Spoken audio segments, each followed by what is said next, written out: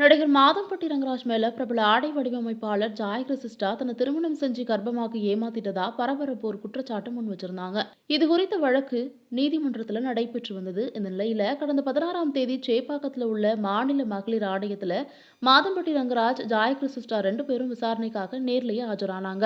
அப்போ Madhampatti ரங்கராஜுக்கு Joy Crysta தரப்புல இருந்து நோட்டீஸ் வழங்கப்பட்டிருக்கு. பிரச்சனையை நீதிமன்றத்துக்கு வெளியே தீர்த்துக் கொள்ளலாம்னு சொன்னதா மாதம்பட்டி ரங்கராஜ் அவதூறு பரப்புவதா ஜாய் கிறிஸ்டா தரப்புல இருந்து நோட்டீஸ் அனுப்பப்பட்டிருக்கு.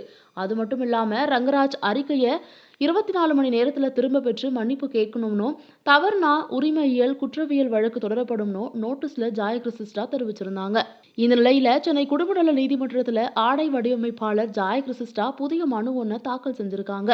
அந்த மனுவுல 7 மாச கர்ப்பிணியா இருக்கும் தனக்கு மருத்துவ செலவு, வீட்டு வாடகை, இதர செலவுகளுக்காக மாசம் 6,50,000 பராமரிப்பு தொகையா வழங்க மாதம்பட்டி ரங்கராஜுக்கு உத்தரவிடணும்னு மனுவுல தெரிவிச்சிருக்காங்க.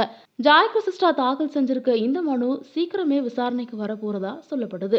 இந்த வீடியோ உங்களுக்கு பிடிச்சிருந்தா லைக் பண்ணி சப்ஸ்கிரைப் பண்ணிக்கோங்க.